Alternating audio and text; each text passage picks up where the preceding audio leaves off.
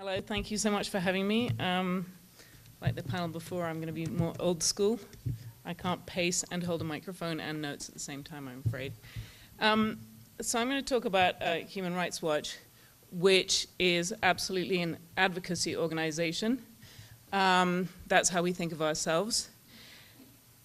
But we are all about bearing witness in order to change lives. We're 420 people working in 90 countries, and our role is to investigate human rights violations, to expose them as widely as possible, and to bring about the pressure on governments to stop the killing or the torture or the discrimination, to free the press, to treat people with respect. So having said that we're very firmly an activist organization, I want to show you a little film about how we work in the field.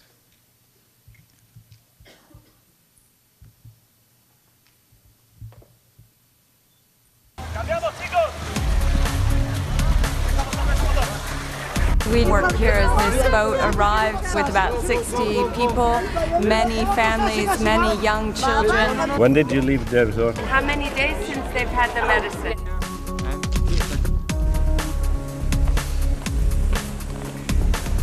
This is a rocket struck in Donetsk, and as you can see, in a populated area.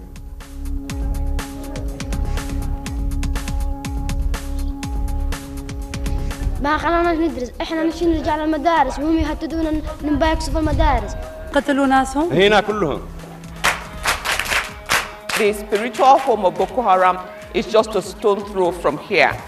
This school was the very first reported school attack. In Bangladesh, there is this perfect storm where natural disasters really fuel the cycle of child marriage. Pretty much every girl we spoke to said that their lives had been destroyed by marrying so young. These images were smuggled out of Syria by a military defector codenamed Caesar. They are said to be of some of the thousands who have died in government custody there. Human Rights Watch has now published a report called If the Dead Could Speak. العشرات عم يموتوا يوميا بفروع الأمن السوري وبأبشع الأساليب التعذيب بأبشع أساليب التعذيب. Can you tell how far away was the person who shot him? Very close. For years, paramilitaries and gangs in Buenaventura have been murdering people and burying them in hidden graves in different areas of the city. There are 30 people who are currently living in this institution, 29 of whom are chained.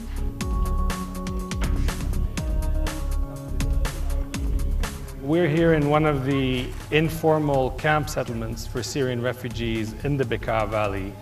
There are around 200,000 Syrian children who are not getting any education in Lebanon at this stage.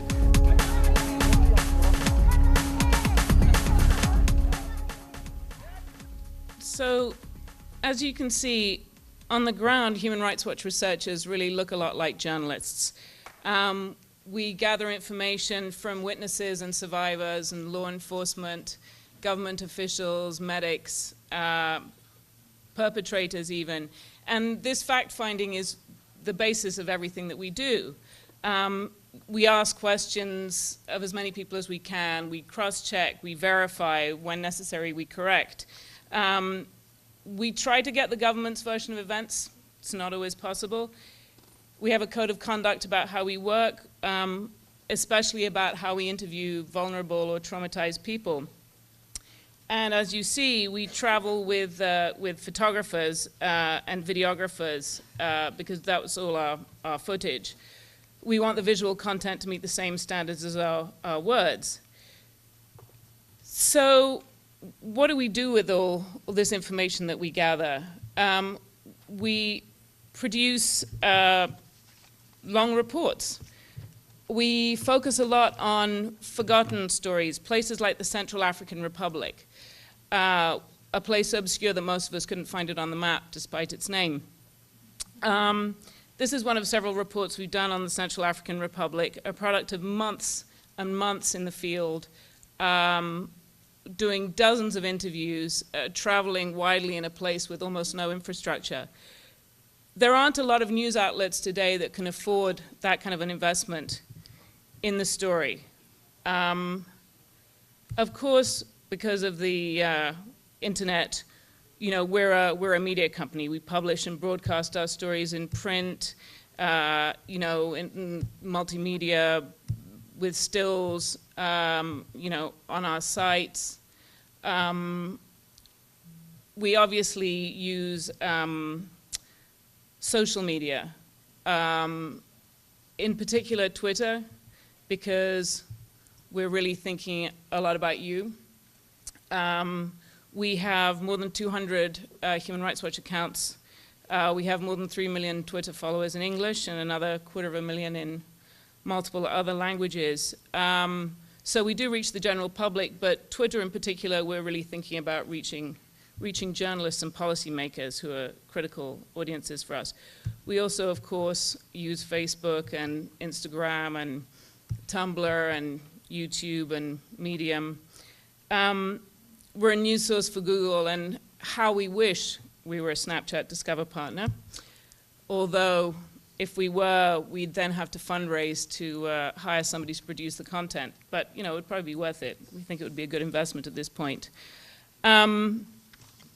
But still, despite the fact that we act like a media company, distributing content is also critical to us through the medium of press releases, because for us, journalists are still a really important part of how we make change and how we bring pressure on those who are committing human rights abuses. There's sort of this life cycle that we're all a part of. A story breaks, you cover it. We often go into this kind of forensic journalism mode where we really spend a lot of time in a place and uncovering a story. We are producing video, for example, which we're also distributing to media companies for you to use.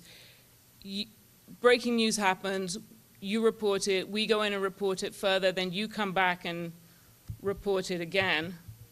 And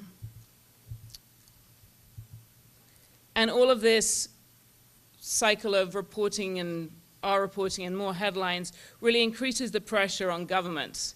It raises the cost of the abuse, so that when our advocates go into the corridors of power to try to persuade people to stop violating people's rights, we're more likely to be heard. Because we're a global organization, we do this in multiple languages, and we're trying to reach journalists in many, many places. Sometimes, when we work like this, we actually achieve impact. In the case of the Central African Republic, where there was really horrendous violence taking place, was turning into a brutal sectarian civil war that really very few people were paying attention to, we were able to make a difference. In the Central African Republic, Twitter was very important. We were trying to get attention to the story. But obviously, if you search on Twitter for CAR, you're not going to find many human rights stories. So we came up with the hashtag Car Crisis, which then got adopted and has been very widely used over the past couple of years. We really were able to put this story on the sort of media map. And that's why Samantha Power went to the Central African Republic, the Security Council went, and why in the end the UN Security Council decided to deploy peacekeepers there. So we start with gathering the facts on the ground and exposing them as widely as we can.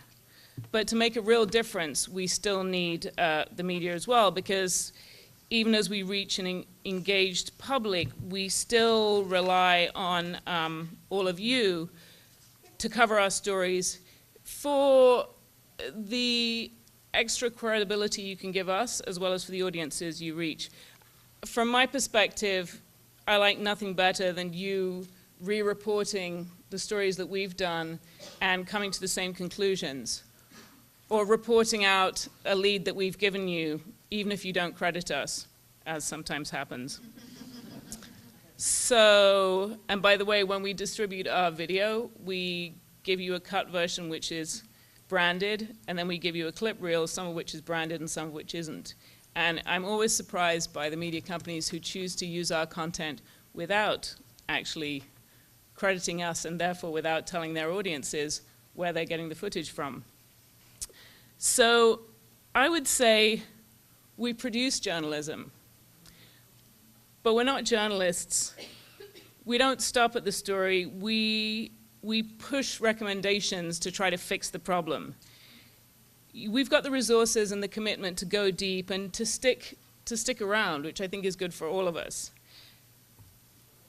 I think that ultimately the successful formula is that your breaking news and our forensic journalism that's then amplified by the mainstream media is what leads to impact and what changes people's lives. Thanks.